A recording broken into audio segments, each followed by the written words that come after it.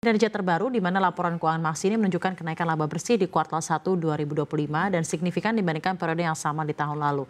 Bisa dijelaskan faktor utamanya, Pak? Ya, saya rasa saat ini kondisi ekonomi di pasar terutama kita memang marketnya export oriented.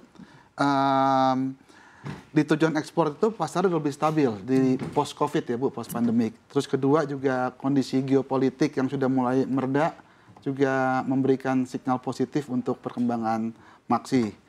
Pas itu yang berikutnya penambahan pasar tujuan ekspor baru seperti negara di Timur Tengah, di Amerika Serikat, di Kanada, dan beberapa negara Eropa juga menjadi kunci untuk pertumbuhan penjualan di Maksi. Berikutnya penyebaran produk kami di retail di negara tujuan juga sudah merata karena kita baru restart setelah pandemik. Jadi contohnya di Jepang, kita udah mulai masuk ke beberapa retail chain di sana. Jadi memang faktor utamanya adalah peningkatan dan juga kinerja dari ekspor Anda, begitu ya? Betul, Ibu. Oke, bisakah disampaikan Maksi TBK produk yang Anda buat dan dari mana revenue model utama dari Maksi TBK sendiri? Ya. Silahkan, Pak. Jadi Maksi itu adalah produsen makanan ringan. Kita membuat snack yang berbahan dasar umbi-umbian. Oke. Mostly kita menggunakan sweet potato, ubi, talas, dan singkong. Jadi bahan-bahan yang kita gunakan untuk membuat snack kita dapatkan dari Indonesia, di dalam negeri. Jadi kita tidak menggunakan bahan baku ekspor. Sehingga itu memberikan nilai unik buat produk-produk yang kita buat. Oke, jadi memang Anda selain memproduksi produk Anda sendiri dengan brand sendiri namanya Maksi, tapi juga Anda mengekspor dan juga di sana akan menjadi private brand lainnya. Jadi kita mempunyai dua jenis produk. Pertama adalah merek Maksi, dan kedua kita membuat private label untuk konsumen kita di luar negeri. Private label. Persentasenya seperti apa, Pak, untuk memang yang khusus merek Maksi sama yang private label, persentase dan pengaruhnya terhadap kinerja keuangan dan revenue Anda?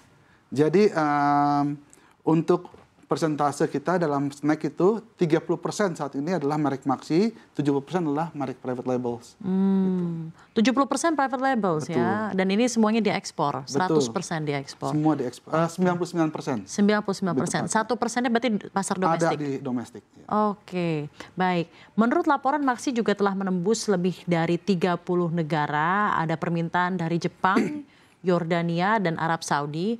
Mungkin di kesempatan kali ini pemirsa Consumer Reports ingin mengetahui lebih lanjut bagaimana Maksi bisa memasuki pasar-pasar ini.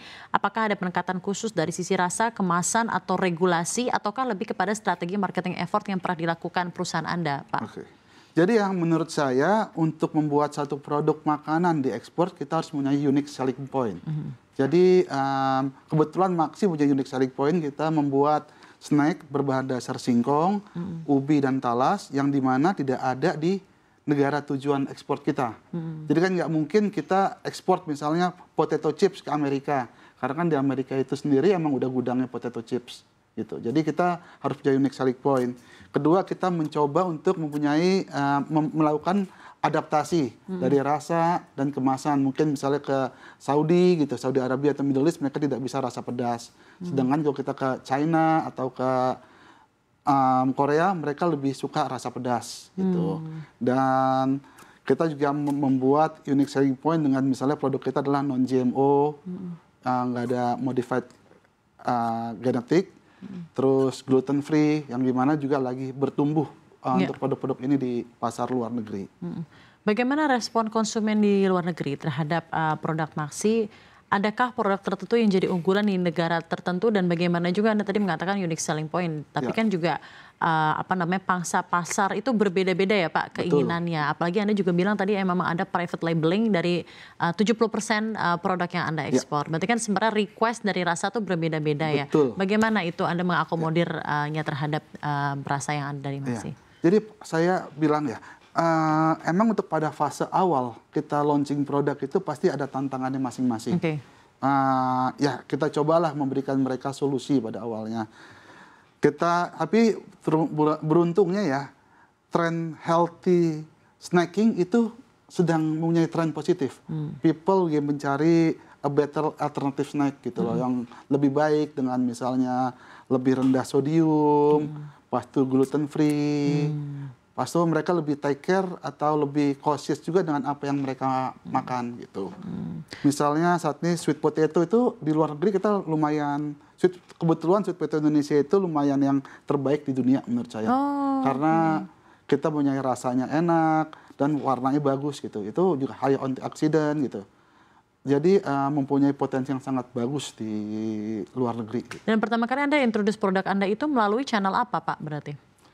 Yang pertama sih kita rajin banget ikut pameran, pasti. Karena ya kita jualan makanan nggak mungkin banget kita jualan sesuatu hanya dalam bentuk gambar. Pasti kita harus kan orang mencoba, merasakan, baru ini enak dan ini mungkin mempunyai prospek di pasar mereka. Pameran yang difasilitasi oleh Kementerian Perdagangan ataukah pameran-pameran private misalnya yang difasilitasi ITPC atau enggak pameran private yang memang Anda lakukan dan cari sendiri begitu dari Maksi? Jadi kita emang tiap tahun tuh mengalokasikan untuk paling nggak ikut 4 sampai 5 acara pameran. F&B gitu ya. F&B. Biasa mungkin dari 5 itu ada 2 atau 3 yang kita bergabung dengan Kementerian Perdagangan atau ITPC, kita diundang kerjasama.